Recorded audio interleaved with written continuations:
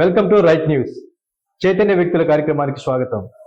ఈనాటి కార్యక్రమంలో పాల్గొనడానికి మనతో ఉన్నారు ఉమ్మడి నెల్లూరు జిల్లా కోవూరు నియోజకవర్గం కోవూరు మండలంలోని వేగూరు గ్రామ పంచాయతీ సర్పంచ్ కరేటి అమరావతి గారు, వారి భర్త గారైనటువంటి కరేటి శ్రీనివాసులు గారు. ప్రజెంట్ స్థానిక సంస్థల ప్రజాప్రతినిధులు పడుతున్నటువంటి అవస్థలు ఏమిటో, అలాగే ప్రస్తుత రాజకీయాలు కోవూరు నియోజకవర్గంలో ఎలా ఉన్నాయో వారి మాటలని విని తెలుసుకుందాం. నమస్తే సార్. అమ్మా నమస్తే. అమ్మా బాగున్నారా? ఫస్ట్ ఆఫ్ ఆల్ ఒక మేజర్ పంచాయతీకి మీరు సర్పంచ్ అయినందుకు ముందుగా మీరు కంగ్రాచులేషన్ అమ్మా, మీకు కూడా సార్. అంటే ఆ విజయంలో మీరు భాగస్వామ్యం అయ్యారు కాబట్టి. సార్ ముందుగా మీరు చెప్పండి, ప్రజెంట్ స్థానిక సంస్థల ప్రజాప్రతినిధుల గొంతు నొక్కబడింది అనేది రాష్ట్ర వ్యాప్తంగా వినపడుతుంది, నిజమంటారా? 100% నిజం సార్. ఎందుకంటే ఎలా నొక్కబడిందంటే, ఇప్పుడు ఒక పంచాయతీలో ఏదైనా కొన్ని సమస్యలు ఉంటాయి కదా, వాటిని చేయాలంటే మనం ఏం చేయాలా? గవర్నమెంట్ కోసం ఏదో కొద్ది గవర్నమెంట్ పంచాయతీలో అమౌంట్లు ఉంటాయిలే అనే ఆలోచనతో మనం చేస్తాము. కానీ అది ఏం లేనప్పుడు గొంతులు నొక్కబడికి ఏమవుతాయి సార్? 100% నొక్కబడినట్టే కదా. మేము గెలిచిన తర్వాత 49 లక్షలు మా పంచాయతీలో ఉండింది sir. 49 lakhs 15th finance 15th 49 lakhs ఉండింది అమౌంట్. గెలిచిన 2వ నెల 3వ నెలలో అది రివర్స్ బ్యాక్ వెళ్ళిపోయింది. అది ఏంటి అంటే, మన ప్రభుత్వం వెనకాలకు తీసేసుకుంది, కరెంటు బిల్లులు వేసేసింది, పథకాలకు వేసేసారు అని స్టేట్ మొత్తం ఇదే పథకాలంటే నవరత్న పథకాలండి. ఆ నవరత్న పథకాలు ఉన్నాయి కదా, వాటికి వేసేసారు. పంచాయతీ నిధులను తీసి స్టేట్ గవర్నమెంట్ ఏంది, సెంట్రల్ గవర్నమెంట్ ఇచ్చిన నిధులు ఏంది, స్టేట్ గవర్నమెంట్ తీసేది ఏంది సార్? మేమేం చేయాలి ఇక్కడ పంచాయతీలో అమౌంట్ తీసేస్తే? మా పరిస్థితులు ఇంకా అగమ్య గోచరంగా తయారైపోయింది.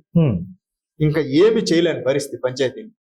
ఇంతలో మేజర్ పంచాయతీని, మండలంలో మేజర్ పంచాయతీ మాది కోవూరు మండలంలో మేజర్ పంచాయతీ 100%. ఈ పంచాయతీలో ఇక అది కాక మాకేందంటే లేబర్ ఎక్కువ, ఆర్థికంగా ఏం మాకు అమౌంట్ వచ్చే పరిస్థితి లేదు, పంచాయతీకి ఆదాయం లేదు. జనరల్ ఫండ్ కూడా అనుకున్నంత స్థాయి రాదు. అనుకున్నంత స్థాయి జనరల్ ఫండ్ అసలు రాదు మాకు. ఎందుకంటే ఇక్కడ ఎస్టీలు, ఎస్సీలు, బీసీలు ఎక్కువ. మాది ధనికులు ఉండే ఊరు కాదు, లేబర్ ఏరియా మాది.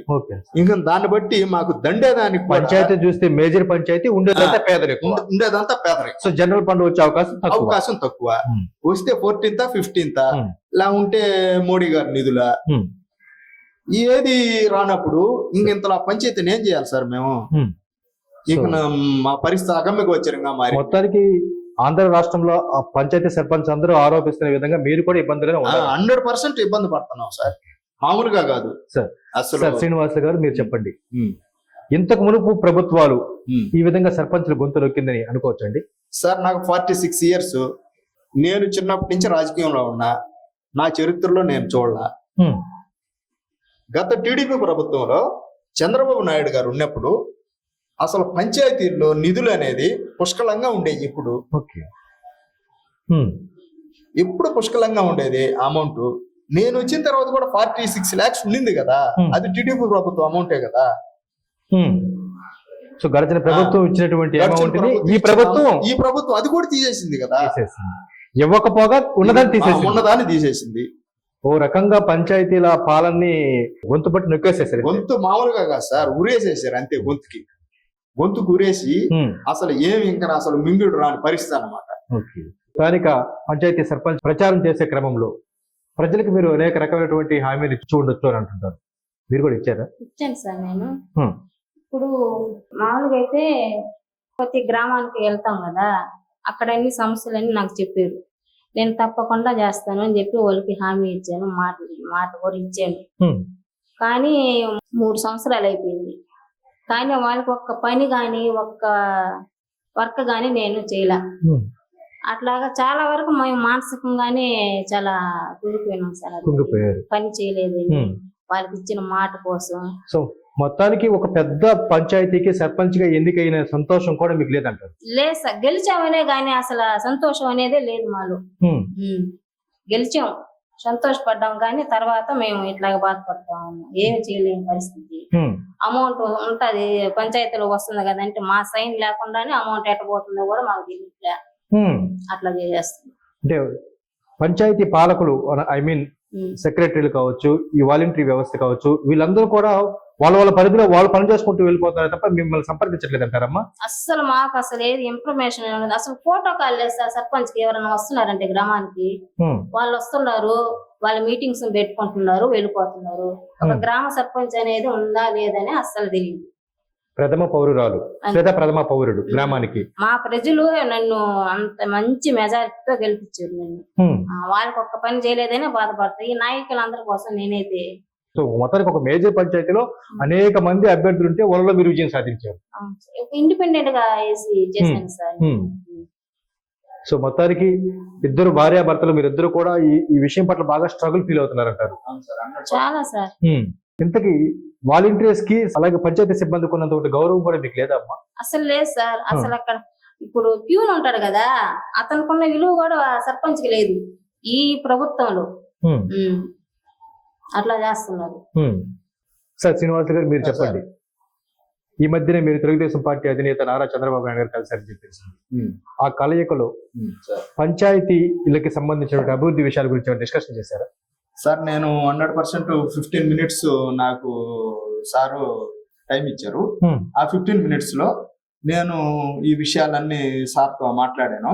సార్ ఇట్లాగుంది సార్, మేము గెలిచిన తర్వాత మేము ఇండిపెండెంట్ గా గెలిచాము, మన తర్వాత నేను అటు బాగుంది ఇటు బాగుంది, నేను ఇప్పుడు దినేష్ రెడ్డి గారి అభిప్రాయంతో నేను అతనితో రావడం జరిగింది. మీకు 100% నేను నా వంతు నేను కృషి చేస్తాను సార్ అని చెప్పాను. తర్వాత నా బాధలు చెప్పాను. సార్ ఇట్లాగా పంచాయతీలో మేము గెలిచిన కాడి నుంచి కనీసం లైట్ వేసే పరిస్థితి కూడా లేదు, కాలువలు తీసే పరిస్థితి లేదు అని నుంచి వచ్చి నెక్స్ట్ ఏదన్నా మంచినీళ్ళు కూడా ఎవరన్నా పైప్ లైన్ పగిలింది, ఏదన్నా కొత్త లైన్ లాగదామన్నా కూడా అమౌంట్ లేదు. ఇక కనీసం మౌలిక వసతులకే నిర్వీర్యం అయిపోన్నాము, ఏం చేయలేకున్నాం సార్ పరిస్థితి నేను సార్తో చెప్పడం జరిగింది. సార్ నాకేం హామీ ఇచ్చాడంటే, మన ప్రభుత్వం వచ్చిన తర్వాత మేము వెంటనే ముందు పంచాయతీలని బాగు చేసి తర్వాత ఏ పనైనా చేస్తాము అని మన చంద్రబాబు నాయుడు గారు నాకు చెప్పడం జరిగింది సార్. చంద్రబాబు నాయుడు గారు మీకు ఇచ్చిన హామీ పట్ల మీరు సంతృప్తి వ్యక్తం చేశారు. 100%. ఈ విషయాన్ని మీరు స్థానికంగా ఉన్నటువంటి మిగిలిన స్థానిక సర్పంచులకు చెప్పారా సార్? స్థానిక సర్పంచులు అంటే మాకు అనుకూలమైన వాళ్ళందరికీ చెప్పాము సార్. ఇట్లాగా మనకు బాబు గారు గెలవంగానే మనకు హామీ ఇచ్చారు, మనకు పంచాయతీలకి మనకు రావాల్సిన నిధులన్నీ మళ్ళా సమకూరుస్తానని చెప్పారు. 100% నేను దానికైతే నేను ఒక ప్రణాళిక తయారు చేస్తున్నాను సర్పంచులకి అని చెప్పాను. మాకు తెలిసిన సర్పంచులందరికీ మేము చెప్పడం కూడా జరిగింది సార్. మాకు అనుకూలమైన వాళ్ళందరికీ చెప్పడం జరిగింది. మాకు ఎవరైతే బాగుంటారో వాళ్ళందరికీ నేను చేరిన తర్వాత కూడా మా వాళ్ళు చాలా మంది చాలా సంతోషపడ్డారు. అన్నా మంచి నిర్ణయం తీసుకున్నావు పంచాయతీల కోసం, నువ్వు పోయి కలవడం అనేది మాకు కూడా సంతోషకరంగా ఉంది అని మా సర్పంచులు కూడా నాతో వ్యక్తం చేయడం జరిగింది. సార్ చంద్రబాబు గారిని కలిసే విషయంలో మీ నియోజకవర్గ తెలుగుదేశం పార్టీ ఇన్ఛార్జ్ దినేష్ రెడ్డి గారు చూపించే చొరవ ఎలాంటిది అంటారు? అసలు మాకు ఒక కళ సార్ ఇది. 100% మాకు ఇది జరగడం అనేది ఒక కళ. మాకు దినేష్ రెడ్డి గారు మాకు ఇది చేసిన దానికి ఆయనకి ఎప్పుడు మేము రుణపడి ఉంటాం. దినేష్ రెడ్డి గారికి 100%, పోలారెడ్డి గారికి, దినేష్ రెడ్డి గారికి మేము ఎప్పుడు రుణపడి ఉంటాం. 100% నేను కానీ మా సర్పంచ్ గారు కానీ ఇద్దరు మేము ఆయనకి ఎప్పుడు ఎల్లవేళలా ఆయన కోసం ఆయన కోవూరు మండలంలో 100% ఆయన గెలిపించేదానికి ఆచి తూచినట్టు 24 hours కష్టపడతాం. ఆయన మా నిధులు మా విధులు నొక్కేశారు అని చెప్పి మీరు స్థానిక శాసనసభ్యులు ప్రసన్న కుమార్ గారి విషయాన్ని తెలియజెప్పాను సార్. 100% తెలియపరిచాం సార్. ఏం స్పందన లేదు సార్. ఓకే. కనీసం గ్రామాలు ఉన్నాయి, ఆ గ్రామాలు లేకపోయి ఏం సమస్యలు ఉన్నాయి ఏమున్నాయి అనేది కూడా అతనికి అసలు లేదు. ఎమ్మెల్యే గారికి ఎక్కడ కూడా తిరిగిన అసలు మేము మా గ్రామానికి వచ్చి అడిగిన విషయం కూడా మాకు తెలియదు. కానీ గ్రామానికి గడప గడప ప్రోగ్రాం వచ్చారు కదా, కనీసం ఒక సర్పంచ్ గారు ఉండారే, వాళ్ళని అమ్మిడి పెట్టుకొని ప్రోటోకాల్ అని కూడా లేకుండా వాళ్ళకి ఒక వాలంటీర్లని సచివాలయ సిబ్బందిని పిలుచుకున్నారు. కానీ పంచాయతీలో ఒక సర్పంచ్ ఉన్నారే వాళ్ళని పిలుచుకున్నాం అనే ఆలోచన కూడా రాలేదు సార్ వాళ్ళు. సో మొత్తానికి వాలంటీర్లకు ఉండే రెస్పెక్ట్ సర్పంచ్ లేదు సార్. ఇది దారుణం, అది మరీ దారుణం సార్. అసలుకి గ్రామాల్లో పనులు చేసే విషయాన్ని తీసుకొస్తే పక్కన పెడితే ఆ విషయం అంటే ఫెయిల్ అయిపోయారు. గౌరవంలో కూడా ఫెయిల్ అయిపోయారు. ఇదే మీకు బాధ? ఇదే మాకు. ఇప్పుడే మేడం గారు మాట్లాడుతూ మా మనసు కలిసి వేసింది, కనీసం నిద్ర పట్టలేనటువంటి పరిస్థితులు తీసుకొచ్చినట్టు. చాలా బాధ. సర్పంచ్ గారికి ఒక ప్రోటోకాల్ అనేది ఉంటది కదా సార్. ప్రోటోకాల్ కూడా ఉల్లంఘించి వాళ్ళు మీటింగులు పెట్టుకుంటూ సర్పంచ్కి తెలియపరచకుండా గ్రామంలో ఏం జరుగుతుందని వాళ్ళ ఇష్ట ప్రకారం వాళ్ళే చేసుకుంటూ అట్లాగా తయారైపోతున్నప్పుడు కనీసం ఎమ్మెల్యే గారైనా వాళ్ళని మందలించాలి కదా. అది కూడా లేదు సార్. ఒక సర్పంచ్ గారు ఉన్నారా, కనీసం వాళ్ళకన్నా తెలియపరచండి అనేది కూడా లేదు సార్ గ్రామంలో. అంతా వాళ్ళ సొంత నిర్ణయాలు, వాళ్ళ సొంత ఆలోచనలు. ఒక ప్రజాప్రతినిధిగా గెలిచాం సార్. 10,000 మంది జనాభా మాది మొత్తం. 5,000 చిల్లర ఓటింగ్. 5,000 చిల్లర ఓటింగ్ తో మమ్మల్ని గెలిపించారంటే మా మీద ఎంత జనాలకి అభిప్రాయం ఉంటే మమ్మల్ని గెలిపించుంటారు. వాళ్ళ ఆశని నిలబెట్టలేక వాళ్ళ ఆశని అసలు ఈ రోజు నిర్వీర్యం అయిపోయాం సార్. వాళ్ళ కనీసం ఏదైనా చిన్న సమస్య అడిగినా కూడా చేయలేని పరిస్థితి, కళ్ళీళ్ళు పెట్టుకునే అంత బాధాకరమైన సమస్యగా ఉంది సార్ మాకు. 100% ఈ విషయం అయితే అస్సలకి ఏడకు పోయినా కూడా ఏం సేనా నీకు ఓటేసి గెలిపించాం కదా, మాకేం చేసాం అని అడుగుతున్నారు. దానికి సమాధానం మాకు లేదు. ఏం సమాధానం చెప్పాలి? ఒకవేళ రేపు ప్రభుత్వం మరి చంద్రబాబు గారు అధికారంలోకి వస్తే సర్పంచుల జీవితాలు, అలాగే ప్రత్యేకించి పంచాయతీ వ్యవస్థ పరిపాలన బాగుపడుతుంది మీరు ఆశపడుతున్నారా సార్? గ్రామాలు పట్టుకోమం లాంటి అంటారు కదా. ఎస్ అండి, పల్లెలే దేశానికి అంటారు కదా. 100% బాబు గారు వస్తే అది 100% చేస్తారు సార్. ఎందుకంటే ఒక విజన్ ఉన్న నాయకుడు, ఒక ఆలోచన ఉన్న నాయకుడు, ఏదానికైనా ఒక ఆలోచన విధానం, గళంలోనే ఆలోచన విధానాన్ని చూపిస్తాడు. అతనికి ఏంటంటే ఎవరు జనాలకి ఏమి చేయాలా, పంచాయతీలు అంటే ఏంది, అన్ని సమస్యలు తెలుసు కాబట్టి 100% రేపు ప్రభుత్వం వస్తే పంచాయతీలు ఖచ్చితంగా మీకు అభివృద్ధి చెందుతాయి సార్. ఆశాభావం 100% ఉంది సార్. మాట ఇచ్చున్నాడు కూడా. మీతో పాటు అనేక మంది సర్పంచులు కూడా ఆశ ఉందంటారా? ఉంది సార్, అందరికీ ఉంది సార్. అందరికి బాబు వస్తేనే పంచాయతీలు బాగుపడతాయి. బాబు వస్తేనే పంచాయతీకి భరోసా ఉంటుంది. భరోసా ఉంటది.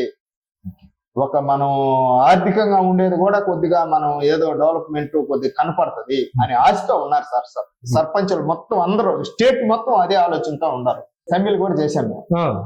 పంచాయతీలు సర్పంచులు వైసీపీ సర్పంచులు కూడా వచ్చారు వాటిల్లో. అమ్మ అమరావతి గారు, మీరు చెప్పండి, మీరు సర్పంచ్గా ఎన్నికైన తర్వాత అంటే పంచాయతీకి నిధులను కాపాడుకునే విషయంలో అటు ఎమ్మెల్యే గారిని, ఇటు తెలుగుదేశం పార్టీ ఇన్ఛార్జ్ దినేష్ రెడ్డి గారిని ఇద్దరిని కలవడం జరిగింది. వీళ్ళిద్దరిలో ఎవరు మిమ్మల్ని బాగా రిసీవ్ చేస్తున్నారమ్మా?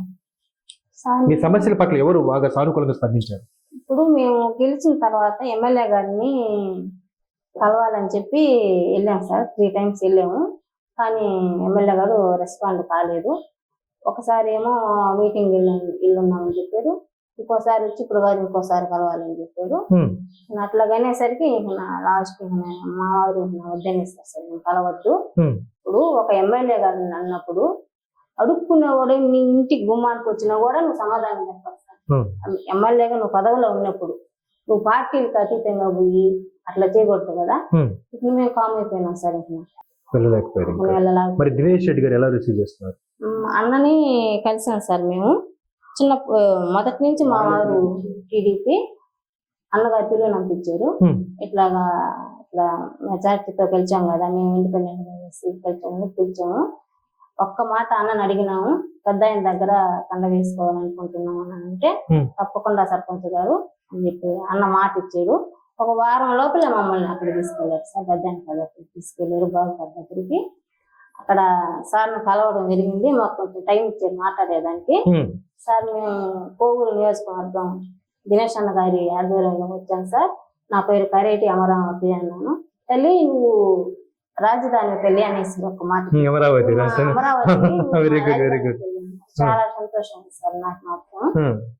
అదొక ఆంధ్ర రాష్ట్ర రాజధాని అమరావతి అని చెప్పారా? అది మీకు ఒక ప్రశంసగా అనిపించింది? అది నాకు మాత్రం 2023లో నాకు ఒక గుర్తింపుగా, నాకు ఒక మెమరీస్ గా ఉండిపోతుంది సార్. మెమరీగా ఉండిపోతుంది. అక్కడ నాయకులు అందరూ వచ్చారు సార్ అక్కడికి. మన అచ్చని నాయుడు, మొత్తం సోమిరెడ్డి గారు, అందరు చాలా మంది వచ్చారు. సార్ కూడా ఆ స్టేజ్ పైన అన్నాడు, సోమిరెడ్డి గారు అంటే మా ఫ్రెండ్ ఒక అమ్మాయి వచ్చింది. అమ్మాయి తెలుసు, ఆ సార్ తెలుసు. సార్ ఇలా వచ్చాము, మా ఫ్రెండ్ జాయిన్ అవుతుంది టీడీపీలో అనగానే, తల్లి ఆల్రెడీ జాయిన్ అయిపోతుంది కదా పాప అని అన్నారు. ఏం సార్ అంటే మా ఒక్క నిమిషం అర్థం కాల. ఎందుకంటే నేను పసుపు శారీలో వెళ్ళాను సార్. పసుపు శారీలో వెళ్ళేసరికి ఇంకా జాయిన్ అయ్యేది ఏందమ్మా పాప, ఆల్రెడీ జాయిన్ అయిపోయింది కదా అన్నారు సార్. ఆ 2 మెమరీస్ నాకు గుర్తుంటున్నాయి సార్.